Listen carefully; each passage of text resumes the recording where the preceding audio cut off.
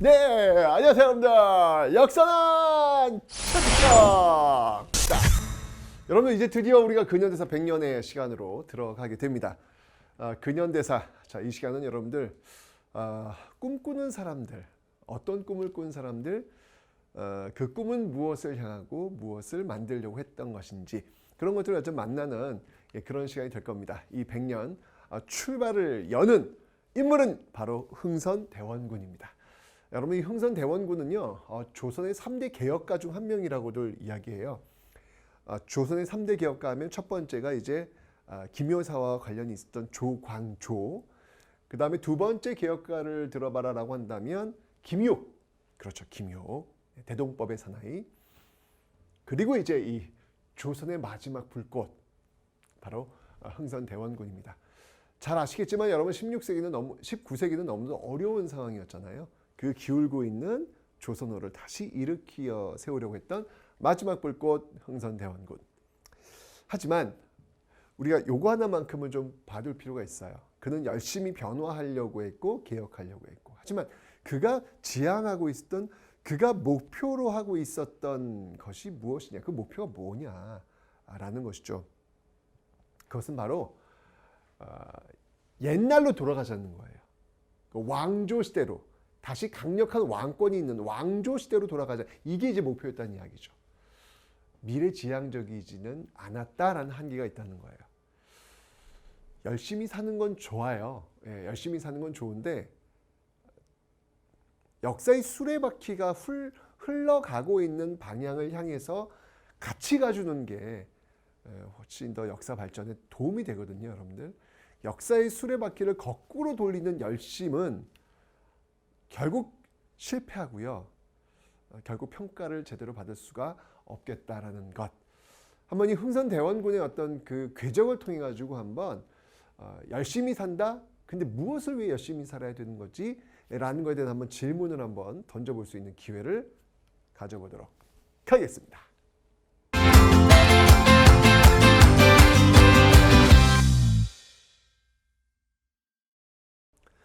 자, 흥선대원군 여러분들 대내 정책과 대외 정책으로 좀 나누어서 좀 살펴볼 필요가 있어요. 자, 그래서 여러분 19세기 대내 상황을 한번 좀 볼 텐데 19세기는 여러분들 정치적으로 본다면 우리 이거 배웠던 내용들입니다, 여러분들. 그죠? 예, 바로 소수 가문에 의해서 모든 것들이 좌지우지되고 있는 세도 정치. 이 세도 정치는 여러분들 매관매직했습니다. 관직을 사고 팔았단 말이죠. 그러다 보니까 돈을 갖고 샀던 관직, 그러면서 백성들의 고열을 빨아들이면서 세금 취지가 문란해질 수밖에 없는 그런 연결고리가 있더라라고 설명을 드렸어요. 그래서 바로 그 세금 취지를 할 수 있는 전정, 군정, 환곡, 이런 삼정의 문란이 나타나고 있는데, 물론 이런 어떤 삼정의 문란을 시정하기 위해서 무엇을 만들었다? 네, 바로 삼정이정청을 만든 적은 있지요. 삼정이정청을 만든 적은 있지만 성공했다, 실패했다? 네, 바로 이것은 성공하지 못했다 라고 말씀을 드렸습니다. 자, 이 삼정이정청 관련된 인물은 누구라고 했죠? 제가 바로 박규수라고 설명을 드렸어요. 박규수라고 설명을 제가 드렸습니다. 이건 이제 나중에 다시 한번 또 나오니까 한번 일단 적어 놓을게요. 자, 이러면서 이런 세도 정치와 삼정의 문란이 이제 심해지고 있는 어떤 이런 상황 속에서 이제 이 흥선대원군이 무엇을 해야 되느냐? 흥선대원군의 목표가 뭐냐는 목표. 예, 이 대원군의 목표는 바로 이거였습니다. 흥선의 목표는 바로 왕권 강화와 민생 안정. 이것이 바로 흥선의 목표였다라는 것이죠. 왜냐하면 소수 가문이 권력을 좌지우지하면서 왕권은 추락했어. 그러니까 왕권을 강화시키는 목표야. 삼정의 문란, 민생은 지금 도탄에 빠졌어. 그래서 그 민생을 안정시키는 목표야. 그래서 이 흥선대원군을 바로 조선의 마지막 불꽃이라고 이야기를 하고 있는 겁니다. 어떤 내용들인지 한번 살펴볼게요. 먼저 왕권 강화부터 한번 볼게요. 자, 여러분들 우리가 앞에서 배웠어요. 이 세도 정치가 어느 기관을 장악하고 있다? 비변사를 장악하고 있다. 이 비변사를 없애야죠. 왕권을 강화시키려면. 너무 당연한 거 아닙니까? 그죠?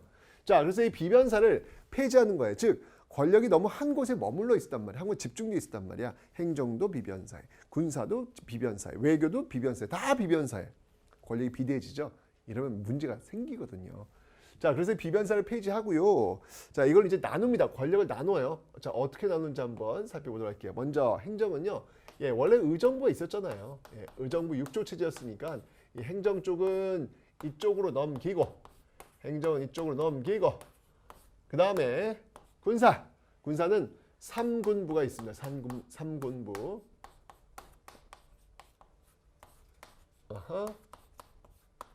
군사는 이쪽으로 넘기고. 자, 이렇게 하면서 비변사를 폐지하는 모습들이 있더라라고 하는 거. 자, 세도 가문들이 장악하고 있었던 이 비변사를 폐지했어. 그 다음에 이제 하는 개혁은 여러분들 법이야, 법. 법을 만진다고요. 우리 배웠잖아요, 여러분들. 고구려 소수리왕의 개혁, 그러면서 율령 나오는 것이고, 조선시대 세조의 어떤 개혁하면서 이제 경국대전 나오는 것이고, 그죠? 그 다음에 이제 성조대 완성이 되는 것이고, 영조의 개혁하면서 대전 속대전이 나온 것이고, 정조의 개혁하면서 대전 통편이 나온 것이고, 흥선대원군 하면서 대전 회통이라고 하는 법전이 등장하고 있더라. 대전 회통. 대전 통편은 정조의 여러분들, 대전 회통. 대전 속대전과 경국대전이 만날 회자야. 만나서 통한다는 이야기예요. 예, 앞에 전기에 있었던 경국대전과 후기에 있었던 속대전은 지금 만나게 한다는 얘기죠. 그래서 대전 회통이라는 게 있는데요. 이뿐만 아니라 여러분들, 네, 각 부서들 또 중요한 어떤 그 시행법들 이런 것들을 또 제정한 육전조례 이런 것들도 좀 만들고 있더라라는 얘기입니다. 자, 법전 정비했어. 비변사 없애고 법전 딱 만들었어. 기강 잡았어. 이제는 보여줘야 돼. 그래서 한 게 뭐냐면 바로 경복궁을 중건한 거예요. 왜냐면 이 경복궁이 여러분들 임진왜란 때 불타버려. 예, 임진왜란 때 불타버린 말. 그래서 이 폐허가 된 상태에서 쭉 가고 있단 말이에요. 몇백 년 동안. 이거는 이 경복궁이 어떤 곳인데? 이 조선의 전궁이에요. 전궁. 센터로만 센터. 근데 그 폐허야. 이거는 왕실의 권위를 바로 세울 수 없는 것이다. 라고 해서 흥선대원군 때 다시 이 경복궁을 중건하고 있더라. 근데 여러분들 이거는 어마어마한 역사야. 엄청난 겁니다. 여러분들이 지금 보고 있는 경복궁이 바로 이 흥선대원군 때 만들어진 그 뼈대에 의해서 운영된 건데, 자, 이거 하려면 뭐가 필요할까요? 돈이 필요하죠. 돈. 뭐니 해도 머니. 자, 그래서 그 머니를 한번 찾아가 봤더니 돈을 긁어 모았어요. 기부금을 받았다는 얘기죠. 그게 뭐였냐면 바로 원납전. 네, 원에서 납부하는 돈. 그런데 이게 할당이 들어가면서 원에서 납부하는 돈이 원만하면서 납부하는 돈이 돼버렸다는 이야기도 있습니다. 원납전이 있고요. 이걸로 돈이 모자라. 돈이 모자라면 어떻게 돈을 찍어내면 되지? 네, 돈 찍어내요. 그 돈을 찍어낸 게 무엇이다? 바로 당백전이다. 당백전이다. 자, 여러분들 당백전이라 하면 일당 100이라는 얘기예요. 무려 100배 가치가 늘어나는 거야. 지금 고액 화폐가 5만 원이니까 5만 원에 100배면 얼마입니까, 여러분들? 100배면 10배면은 50만 원. 500만 원이야. 500만 원짜리 여러분들 지폐를 발행한다고 생각해 봐. 와, 세뱃돈을 500만 원짜리 줘. 지금도 사실 세뱃돈 5만 원. 옛날에는요. 만원 지폐 하나 주는 것도 이거 크다 했는데 이제는 5만 원도 야, 이거 제 딴에는 너무 많다고 생각하는데 이게 너무 일상화된 듯한 주변의 모습을 보면 이런 게 나타나고 있거든요. 그만큼 화폐 가치가 떨어졌다는 이야기죠. 그죠? 물가는 올라갔다는 이야기고. 무슨 말이냐면 이 당백전을 시행하면서 여러분들 바로 그 현상, 화폐 가치는 떨어지고 물가 가치는 올라가는 인플레이션 현상이 벌어지더라 라고 하는 거. 이런 것 좀 문제점이 되는 거예요. 근데 이거라도 모자라. 그럼 어떻게 해야 돼? 예. 경복궁한테 여러분 나무 필요할 거 아니에요. 양반들의 그 잘 정비된 묘지림 있죠. 묘지림. 예, 그 묘지림을 베어다가 네, 이런 사업을 하는데 쓰고 있다. 양반들이 지금 기분이 좋을까 안 좋을까? 기분이 안 좋을 거야. 기부금을 내는 것도 양반들일 텐데 자신들이 정말 그 효도의 상징이라 할 수 있는 그 묘지에 있는 나무를 베어간다? 기분 안 좋을 거예요. 어쨌건 이런 모습들 이제 중앙에서 지금 비변사 없애고요. 법전 딱 정비하고요. 보여주는 거야. 경복궁으로. 그리고 지방입니다. 지방에 있는 여러분들 바로 이런 그 가문들의 어떤 또는 그 항맥들의 어떤 중심이 되었던 곳이 있죠. 바로 서원입니다. 네, 서원. 이 서원을 과감하게 정리합니다. 와우. 이 서원을 몇 개로 정리하냐면 47개. 만 남기고 싹 없어요. 오, 이거 엄청난 건데 여러분들. 예, 이거 엄청난 일을 지금 한 거예요. 싹 없어요. 여러분들 내가 갖고 있는 기득권이야. 근데 이거를 중앙정부에서 없애? 당연히 중앙정부에 대한 반감이 어마어마하죠. 그죠? 자, 뭐 그림이 좀 그려져요. 좀 안 좋을 것 같아. 그 다음에 여러분 또 뭐랬냐면 이 만동묘라는 게 있어요. 만동묘. 만동묘를 또 이 흥선대원군은요 과감히 폐지합니다. 무슨 말이냐면 만동묘는 임진왜란 때 이 조선을 도와주었던 명나라, 그 명나라의 황제를 모시고 있는 곳이에요. 사당 같은 곳입니다. 근데 중국도 바로 그 황제 모시지 않고 있거든요. 왜냐면 중국은 명나라 망했으니까, 총나라니까 그걸 왜 모시겠어요. 그죠? 그런데 우리가 모셔. 근데 이런 것들이 이제 소중화의 어떤 그런 의식들이 남아있다는 이야기예요. 아니, 그 존재하지도 않는 나라 왕을 왜 못 하나 모시는데? 왜 그러는데? 에? 근데 이런 서원이나 만동묘에서 제사 한번 지내면 여러분들 그 인근 마을의 수탈이 장난이 아니거든. 그래서 흥선대원이 만동묘를 폐지하라 라는 이야기를 내리고 있는 겁니다. 근데 여러분들 만동묘는 그 당시 어떤 그 선비들의 의리와 명분이었습니다. 근데 이걸 없애라고? 썩 안 좋을 거예요. 기분이 굉장히 안 좋을 겁니다. 그죠? 자, 이런 상황 속에서 이제 좀 더 무슨 일이 벌어질 텐데 그건 좀 더 볼게요. 자, 어쨌건 이런 식으로 해서 중앙과 지방에 대한 권력들을 정리하면서 왕권을 강화시키는 그런 모습들이 지금 나타나고 있다라는 거예요. 다음 보겠습니다. 이제 민생 안정입니다. 이게 지금 이제 이 세금 체계로 지금 너무 난리가 났거든. 이걸 이제 해결하기 위해서 자, 하나씩 가면 되죠. 뭐 전정, 군정, 그다음이 환곡. 이게 3정이에요.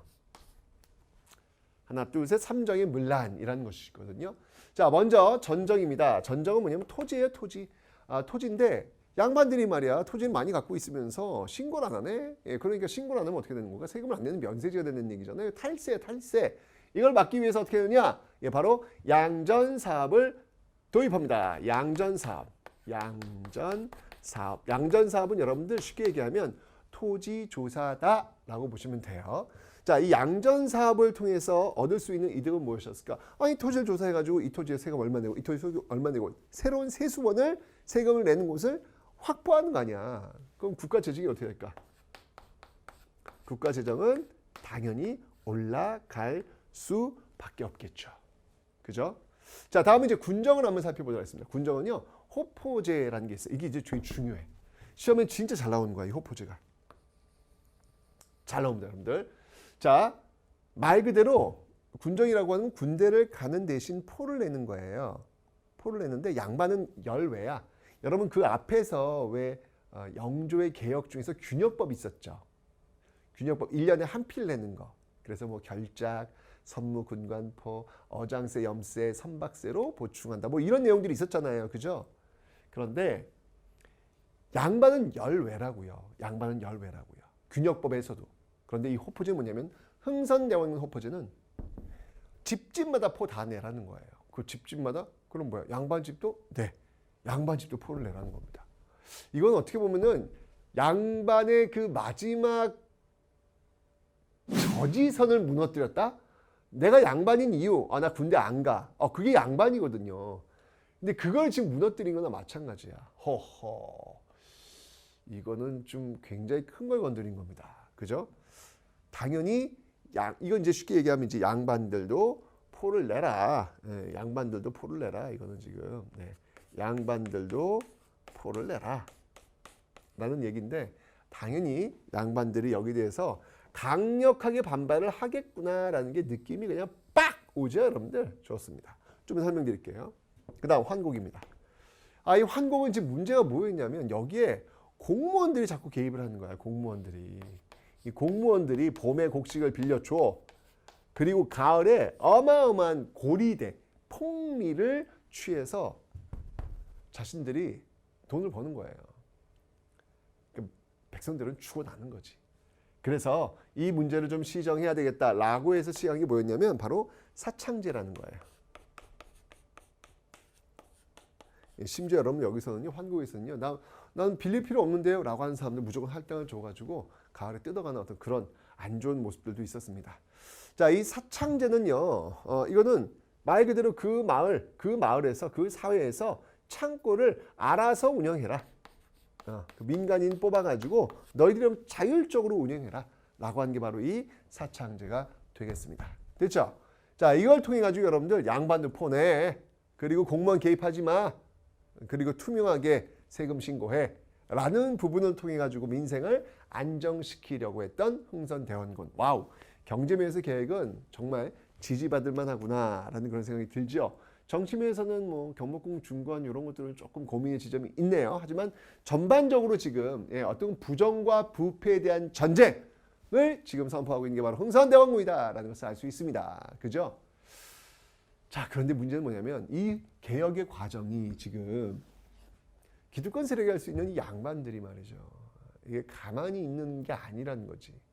지금 야금야금 자신들의 그 권리를 빼앗아가고 있잖아. 그죠? 당연히 불만이 많습니다. 그래서 여기에 총대를 맨 사람이 있으니 그 사람이 바로 최익현이라는 분이 되겠습니다. 이 최익현이 탄핵 상소를 올립니다. 정확하게 여러분 탄핵이라고 하는 단어는 좀 요즘 현대적 단어이기 때문에 이런 단어는 좀 사실은 적합하진 않는데, 사실은 여러분들 내용은 뭐였냐면 고종이 사실 이제 이 고종 흥선대원군이 고종의 아버지예요. 흥선대원군이 고종의 아빠예요, 아빠. 근데 이때 고종이 나이가 어려요. 12살밖에 안 돼요. 그러니까 잘 몰라. 그래서 이 흥선대원군이 그 뒤를 좀 봐준 거지. 그런데 이제 22살이 된 거야. 10년이 지난 거야. 그러니까 이 최익현이 이제 고종에게 친정하시옵소서, 직접 통치하시옵소서 라고 얘기를 하는 거예요. 그게 받아들여진 거고. 결론적으로 이 최익현은 흥선대원군을 탄핵했다. 이렇게 볼 수 있는 것이죠. 어쨌건 이 최익현이라고 하는 인물 여러분 좀 기억을 좀 해두세요. 왜냐하면 앞으로 역사에 또 등장해요. 어디에서? 네, 여기 보면 이제 여러분들 형이 왜 거기서 나와? 이제 이런 얘기를 할 거예요.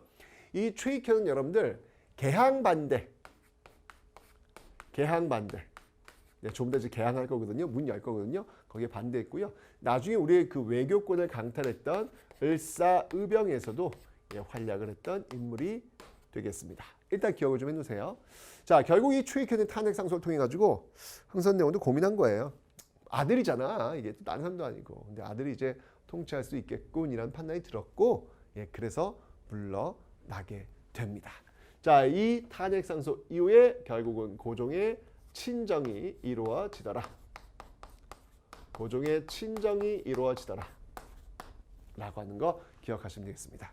자, 이렇게 해서 여러분들 내적으로는요, 정말 조선의 마지막 불꽃으로서 정말 활활 타오르면서 이 개혁을 끌고 나갔던 이 흥선대원군을 만나볼 수 있었습니다. 그런데 이때 여러분들 이게 안만 아니라 이 바깥에서도 굉장히 심각한 문제가 발생하고 있었습니다. 도대체 어떤 일이 벌어지고 있었을까요?